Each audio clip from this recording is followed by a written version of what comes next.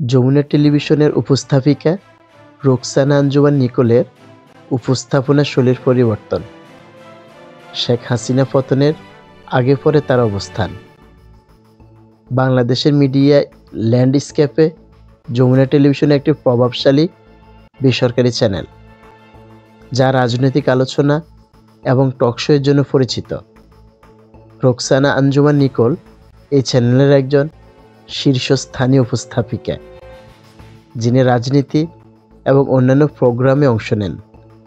2024 সালে জুলাই আগস্টে ছাত্র জনতার আন্দোলনের ফলে শেখ হাসিনার 15 বছরের সরকারের পতন ঘটে, যা দেশের মিডিয়া এবং জনপ্রিয় ব্যক্তিদের উপর গভীর প্রভাব ফেলে।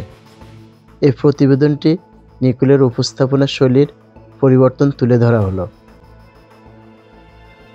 রোকসানা আঞ্জুমান নিকোল যমুনা টিভির রাজনীতি প্রোগ্রামের আয়োজিকা। তিনি জনপ্রিয়তা অর্জন করেছেন তার আকর্ষণীয় উপস্থাপনা এবং রাজনৈতিক আলোচনায়। হাসিনা পতনের পরে তাকে বঙ্গবন্ধু শেখ মুজিবুর রহমানের সমর্থক হিসেবে সবাই জানেন।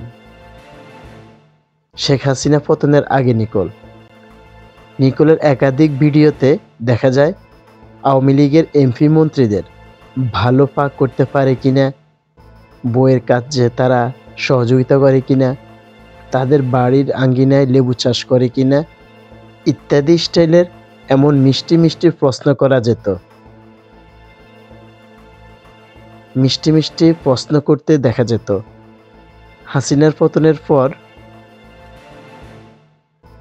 হাসিনার পতন যখন চূড়ান্ত হয়ে যায়, তখন নিকোলের মায়া কান্না শুরু হয়। বিশেষ করে পানি লাগবে পানি বলে মীর মুগ্ধের সেই মৃত্যুর ঘটনা বর্ণনা দিয়ে সে আবার ফ্রন্ট লাইনে চলে আসে। 2025 ফেব্রুয়ারিতে একটি পোস্টে তাকে লীগের ছাঁটা দালাল বলে সমালোচনা করা হয়েছে, যা তার উপস্থাপনাকে রাজনৈতিকভাবে তীব্র করে তোলে। কিছুদিন আগে শেখ মুজিবকে নিয়ে দালাল বলাতে নিকোল আবারও প্রতিবাদী কণ্ঠকে উপস্থাপন করে।